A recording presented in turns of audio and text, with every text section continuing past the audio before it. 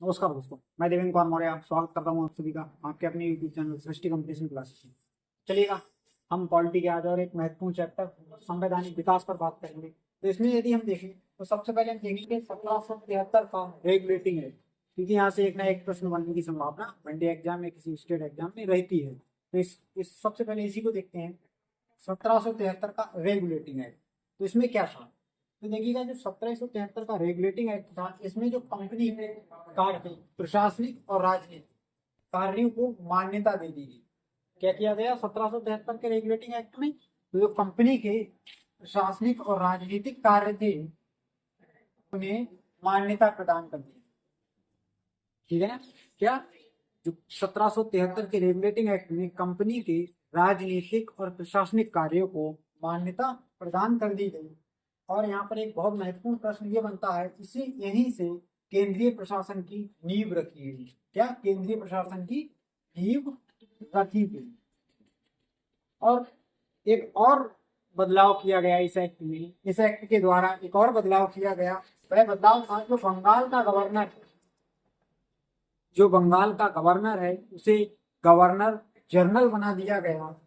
और governor general बनने वाला जो बंगाल का गवर्नर था उसे क्या किया, गवर्नर जनरल बना दिया। और वह व्यक्ति था वारेन हेस्टिंग्स। कौन था पहला गवर्नर जनरल बनने वाला व्यक्ति, कौन था, वारेन हेस्टिंग्स। और जो मद्रास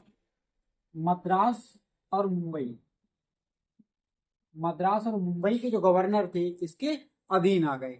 यानी बंगाल का जो गवर्नर था उसे गवर्नर जनरल बना दिया गया। वह कौन व्यक्ति था, वारेन हेस्टिंग्स। और जो मद्रास और मुंबई के गवर्नर थे वह इसके अधीन हो गए। और इसमें एक और बदलाव किया गया, कोलकाता में उच्चतम न्यायालय की स्थापना की गई। कोलकाता में उच्चतम न्यायालय की स्थापना की बात की गई, लेकिन उच्चतम न्यायालय की जो स्थापना है वह कब हुई, 1774 में। 1774 में, यानी इस एक्ट के द्वारा कोलकाता में उच्चतम न्यायालय की स्थापना की बात की गई, लेकिन उच्चतम न्यायालय की स्थापना कब हुई, 1774 में। कंपनी के जो कर्मचारी हैं, कंपनी के कर्मचारियों को निजी व्यापार यानी अपने व्यापार करने से व भारतीयों से उपहार व रिश्वत लेने से रोक दिया गया। यानी जो कंपनी के कर्मचारी हैं वह निजी यानी व्यक्तिगत व्यापार नहीं कर सकते थे और वह भारतीयों से रिश्वत या उपहार नहीं ले सकते थे, इस पर रोक लगा दी गई। अब हम जो दूसरा एक्ट पढ़ेंगे वह है पिट्स इंडिया एक्ट, 1784 का पिट्स इंडिया एक्ट। कौन सा, 1784 का पिट्स इंडिया एक्ट। तो इसमें क्या था, कंपनी के जो राजनीतिक व प्रशासनिक कार्यों को क्या कर दिया गया, अलग। ध्यान देने योग्य बात यह है कि 1773 में कंपनी के राजनीतिक और प्रशासनिक कार्यों को मान्यता दी गई, जबकि कंपनी के राजनीतिक व प्रशासनिक कार्यों को अलग कब किया गया, 1784 वाले पिट्स इंडिया एक्ट में। दूसरा था राजनीतिक मामलों के प्रबंधन के लिए, जो राजनीतिक मामले हैं उनके प्रबंधन के लिए एक बोर्ड ऑफ कंट्रोल की स्थापना की गई।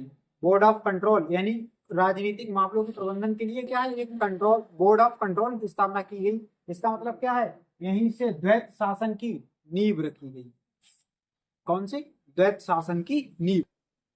पहली बार कंपनी के जो कंपनी के अधिकार क्षेत्र में जो क्षेत्र है, यानी कंपनी के अधीन जो क्षेत्र है, पहली बार जो कंपनी के अधीन क्षेत्र होगा उसको ब्रिटिश आधिपत्य क्षेत्र कहा गया है। यानी कंपनी के अधीन जितना क्षेत्र था, जैसे कोई भी क्षेत्र है कंपनी के अधीन, ये क्षेत्र है कंपनी के अधीन है, तो इसे पहली बार क्या कहा गया, ब्रिटिश आधिपत्य क्षेत्र। यानी जो भी कंपनी के अधीन क्षेत्र था उसको ब्रिटिश आधिपत्य क्षेत्र कहा गया। चलिएगा, मिलते हैं कल कुछ और एक्ट्स के साथ, तब तक के लिए नमस्कार।